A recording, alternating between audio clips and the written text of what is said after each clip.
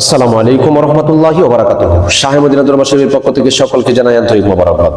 আমি প্রতিদিনের মতো আজ আপনাদের সামনে আরেকটি গুরুত্বপূর্ণ বিষয় নিয়ে আলোচনা করার জন্য উপস্থিত হয়েছি। সেই বিষয়টি হলো মারেফতের লাইনে চলার জন্য কাকে সাথী বানাবেন, অথবা মারেফতের লাইনে চলার জন্য কয়জন সাথী দরকার, বা মারেফতের পথ চলার জন্য কাকে আপনি আপন বানাবেন, সেই পথকে চিনি বা সেই পথ কিভাবে চিনবেন, আসুন আলোচনা করা যাক। মারেফতের লাইন কি? একই কথা। ভিডিওটি শুরু থেকে শেষ পর্যন্ত দেখার চেষ্টা করুন। চ্যানেলটি যারা নতুন আছেন সাবস্ক্রাইব করে বেল আইকন বাজিয়ে পাশে থাকুন, যাতে প্রতিদিনের আলোচনা আপনি পাইতে পারেন এবং আপনার কাছে প্রত্যেকটা আলোচনা চলে যায়। আসুন, ইউটিউব আপনি বিশেষ কোনো কারণে স্ক্রিনে দেওয়া যে নাম্বার আছে, নাম্বারে যোগাযোগ করবেন। যারা বায়াত রাসূল গ্রহণ করতে চান অথবা শাহে মদিনা দরবার শরীফে যোগাযোগ করতে চান, আপনারা স্ক্রিনে দেওয়া নাম্বারে আমার সাথে যোগাযোগ করবেন। আসুন কথা বলা যাক, খোলামেলা ওপেনলি কথা বলি। আপনারা জানেন আমি খোলামেলা পছন্দ করি। আসলে মারেফত কি বা জানেন? মারেফত তো হচ্ছে আল্লাহ পাওয়ার রাস্তা। মারেফত কি? আল্লাহ পাক রব্বুল আলামিনের নৈকট্য হাসিল করার পথ। ঐশ্বরিক আধ্যাত্মিক জগৎকে মারেফতের পথ বলা হয়। যে পথটা সবাই চিনে না, সবাই জানে না, সবাই বুঝে না। এই পথটা তারাই বুঝে যারা জ্ঞানবান মানুষ। এই পথের সন্ধানে তারাই থাকে যারা এই পথটাকে জানার জন্য আগ্রহ এবং বুঝার জন্য আগ্রহ। এই পথটাকে তারাই পছন্দ করে যারা দুনিয়ার জিন্দেগিতে বন্দিগিতে আল্লাহ আল্লাহ রাসূলকে সবচেয়ে পৃথিবীতে বেশি ভালোবাসে এবং আপন বানাইতে চায়, তারাই মহাব্বত করে থাকে। তখন কথা হচ্ছে মারেফতের লাইন কি? বাবা, মারেফতের লাইন হচ্ছে আল্লাহ পাওয়ার মাধ্যম, আল্লাহ পাওয়ার রাস্তা। এটা ট্রেন একটা লাইন দিয়ে চলে, বাস গাড়ি, সিএনজি গাড়ি, এগুলো আরেকটা রাস্তা দিয়ে চলে। ট্রেন কিন্তু আপনার বাস যে গাড়ি রাস্তা দিয়ে যায়, micro private car, CNG auto, এগুলো যে রাস্তা দিয়ে চলে, এই রাস্তা দিয়ে কিন্তু আপনার ট্রেন গাড়িগুলো চলবে না। আবার ট্রেন যে গাড়ি দিয়ে লাইন দিয়ে চলে রাস্তা দিয়ে, ওই দিয়ে কিন্তু আবার বাস এবং প্রাইভেট কার বিভিন্ন গাড়িগুলো আছে, এই গাড়িগুলো কিন্তু চলবে না। এক একটা দ্বারা কিন্তু এক একটা। এই জন্য শরীয়তের দ্বারা হচ্ছে আরেকটা, হাকিকত তরিকতের দ্বারা হচ্ছে আরেকটা, হাকিকতের দ্বারা হচ্ছে আরেকটা, মারিফতের পথ হচ্ছে আরেকটা। সব মিলাই হচ্ছে একটা পথ।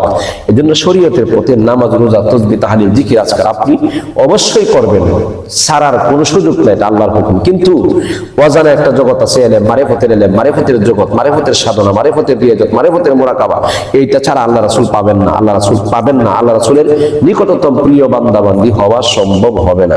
আপনি আমল করতে পারবেন, আপনার নিষেধ নেই, কিন্তু আপনি আল্লাহ রাসূলকে যে কোনো সময়ে শরীয়তের আমল দিয়া গন্তব্যস্থানে উচ্চ পর্যায়ে পৌঁছতে পারবেন না। করতে পারবেন, কিন্তু মারিফতের লাইন যাইতে হবে। এই মারিফতের লাইনটাই হচ্ছে আল্লাহ এবং রাসূলকে পাওয়ার মাধ্যম, নিজেকে পরকালে জিন্দা রাখা, নিজেকে পরকালে অমর হয়ে রাখা, নিজেকে পরকালে আল্লাহর প্রিয় মাহবুব বান্দা হিসেবে পরিচয় দেওয়াকে মারিফতের লাইন বলে। তাহলে মারিফতের লাইনে সাথী, পথ চলার সাথী কাকে বানাবেন?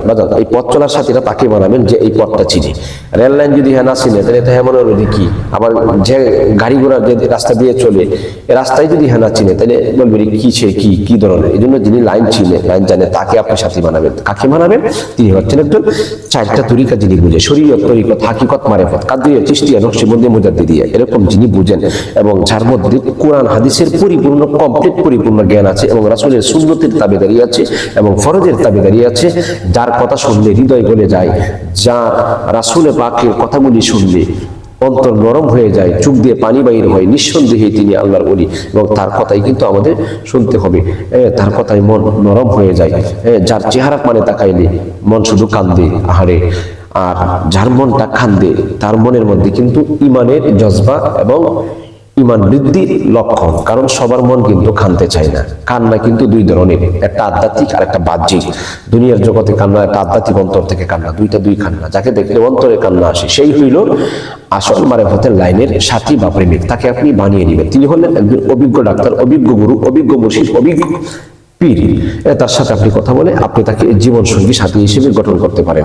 জীবন সঙ্গী সাথী হিসেবে যদি আপনি গঠন করেন, আপনার জীবনটা লাইফ সাপোর্টে চলে যাবে। অর্থাৎ লাইফ সাপোর্ট মানে আপনাকে সাপোর্ট দিচ্ছে জীবনের মাধ্যমে আপনার লাইফে। তিনি এভরিথিং, সব দিক দিয়ে আপনাকে যখন সাপোর্ট করবে, আপনাকে শয়তান আর প্রচারিত করতে পারবে না। কারণ তিনি কোরআন সুন্নাহ মোতাবেক আপনাকে জীবন চালাবে, আপনাকে সাধনা ভিত্তিক, রিয়াজত ভিত্তিক আপনাকে সে জীবনটা চালাইবে। যদি নিজেরা না চিনে, তাহলে তার হবে না বাজার। কারণ প্রত্যেকটা মানুষের বাম স্তরের 2 আঙ্গুল নিচে লতিফায়ে কলব আছে। এই কলবের মধ্যে আল্লাহ বলছেন লেকি গুঞ্জম দরক লোভে আসেমা লেকি গুঞ্জম দরক লোভে মুমিনা, আমি আল্লাহ আসমানের জায়গা নাই, জমিনের জায়গা নাই, মুমিন বান্দার কলবের মধ্যে আমার বাসস্থান। মুমিন বান্দার কলবটা ওই জায়গায় আছে, কিন্তু এই কোনোদিন তো তাকে দেখলাম না। এই জন্য বাবা সরাসরি আল্লাহরে দেখা যায় না, সরাসরি আল্লাহকে পাই নাই। এই জন্য আল্লাহ দেখার আয়না হচ্ছে এক একজন কামেল মুর্শিদগণ, তার মাধ্যমেই আল্লাহ রাসূলকে পাবেন এবং দেখা করা সম্ভব হয়। না হয় মানুষ আজ পর্যন্ত এখন এই হযরতে বরকত আব্দুল কাদের জিলানী বলেন, আমার নবীজির জামানা থেকে বলেন, কেউ কিন্তু বায়াতে রাসূল গ্রহণ করতো না বা কেউ কারো কাছে যাইতো না, কারণ যাওয়া লাগে। এই জন্যই যে রাস্তাটা যে চিনে, এই রাস্তা চিনলেওয়ালার কাছে গেলে এই রাস্তাটা চেনা সহজ হয়।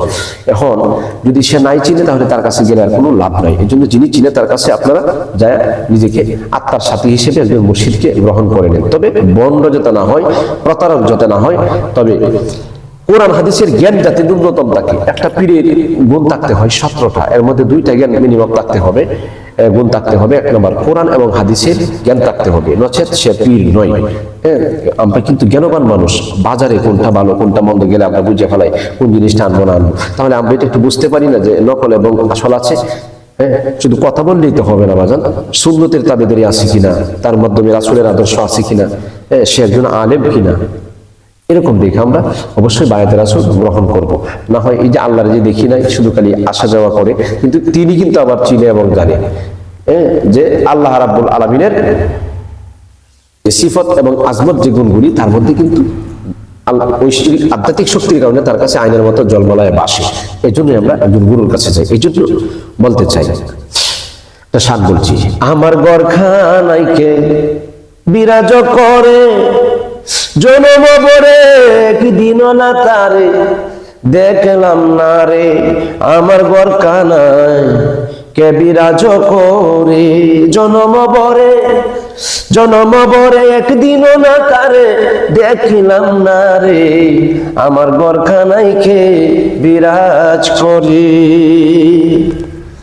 নরে চরে ঈশান কুলে দেখতে পাইনি এই নয়নে, নরে চরে ঈশান কুলে দেখতে পাই না এই নয়নে। হাতের কাছে যা ববের হাট বাজার, হাতের কাছে যা ববের হাট বাজার, ধরতে গেলে হাতে পাইলে তারে, আমার গরখানাইকে বিরাজ করে, আমার গরখানাইকে বিরাজ করে জনম বরে একদিনও না তারে দেখিলাম না রে, জনম বরে একদিনও না তারে দেখলাম না রে, আমার গরখানাইকে বিরাজ করে জনম বরে খালি দেখলাম কিন্তু তারে পাইলাম না, খালি নড়াচড়া করে কোনার ভিতরে, কিন্তু ধরতে পারলাম না। এই জন্য একজন কামেল মুর্শিদ দরকার, তার মাধ্যমেই আল্লাহ রাসূলকে দেখা সম্ভব হয়, সরাসরি তাকে পাওয়া যায় না বাজান। ভিডিওটি শুরু থেকে যারা শেষ পর্যন্ত দেখছেন সকলকে ধন্যবাদ জানাই, এবং আপনার ভিডিওটি লাইক দিবেন, শেয়ার করে ছড়িয়ে দিবেন, কমেন্টসে মতামত জানাবেন। শাহে মদিনা দরবার শরীফ 24 ঘন্টায় খোলা আছে, অগণিত ভিডিও আলোচনা এই চ্যানেলে দেওয়া আছে, আপনারা প্রতিনিয়ত শুনতে পারবেন এবং নিয়মিত চোখ রাখুন। প্রতিদিন সন্ধ্যায় ভিডিও আপলোড করা হয় শাহে মদিনা দরবার শরীফ ইউটিউব চ্যানেল, দরবারের নামে এই চ্যানেলটা খোলা হয়েছে। আধ্যাত্মিক বিষয়ে গবেষণা করে এখানে খুব কষ্ট করে রিসার্চ করে কথাগুলো আমি বলার চেষ্টা করি, যারা সাদরে গ্রহণ করবেন তারাই কামিয়াবি। আমার মুরিদান যারা আছেন আপনাদেরকে বলছি, আপনাদের সবগুলি অর্জন করুন, নিজের ভিতরে সেটিং করুন। এছাড়াও যত বক্তবৃন্দ আছেন আমার কথাগুলি শুনেন, এবং যারা বায়াত নিতে ইচ্ছা করছেন, অপেক্ষায় রাখছি অনেকে 6 মাস 3 মাস 1 বছর ওয়াইটিং এ আছেন, আপনারা ধৈর্য হারা হবেন না ইনশাআল্লাহ আজিজ। অবশ্যই আপনাদেরকে সাদরে গ্রহণ করব, অবশ্যই আপনাদেরকে আমি রিসিভ করব। আমি একটু চিন্তা ফিকির করি না, এরপরে কিন্তু বায়াত রাসূল গ্রহণ করাই। সচরাচর মুরিদ আমি করি না, এটা আপনারা জানেন যে 100-এর মধ্যে 10 জন, 1000-এর মধ্যে 100 জন এভাবে রাখি। অযথা আমি বায়াত রাসূল গ্রহণ করে না, কারণ তারা তো আত্মার খাবার খুঁজতেছে, আত্মার শান্তি তো সবাইকে দেওয়া সম্ভব হয় না। যতটুকু দেওয়া সম্ভব হয় ততটুকুই আমি বোঝা বহন করার চেষ্টা করব। অযথা এত বাজার, এত হাট বাজার জমানোর কোনো প্রয়োজন নাই, এটা থেকে আমি খুব বিরত থাকি। যাই হোক, যারা অপেক্ষায় আছেন, ওয়াইটিং এ আছেন, আমাকে বলে রাখছেন, আমি জানি এখনো ফোন করতেছেন যে বাজান আমি মুরিদ হব এবং জায়গা থেকে আপনি ছাড়া, আমি বলছি যে আপনারা কোথায় বায়াত হইবেন দেখেন। এছাড়াও সুযোগ দিচ্ছি, 6 মাস পরে ঘুরে আবারই ফোন দেন, 3 মাস পরে আবার, 1 মাস পরে আবারই কল করছেন। যাই হোক, সকলের সুস্বাস্থ্য কামনা করছি। আমার বাবারা, আমার মায়েরা যারা আছেন, সকলের খেদমতে আজকের মতো এখানে শেষ করছি। ভালো থাকুন, সুস্থ থাকুন, আপনাদের প্রতি দোয়া রইল, অন্তরস্থল থেকে নেক দৃষ্টি এবং শুভকামনা রইল। আল্লাহ পাক ইহকাল পরকাল যেন মুক্তি দান করেন, আপনাদের ভবিষ্যৎ এবং বর্তমান জীবন জীবন এবং পরকালীন জীবন যেন কামিয়াবি দান করেন। আসসালামু আলাইকুম ওয়া রাহমাতুল্লাহি ওয়া বারাকাতুহু ওয়া মাগফিরাহ।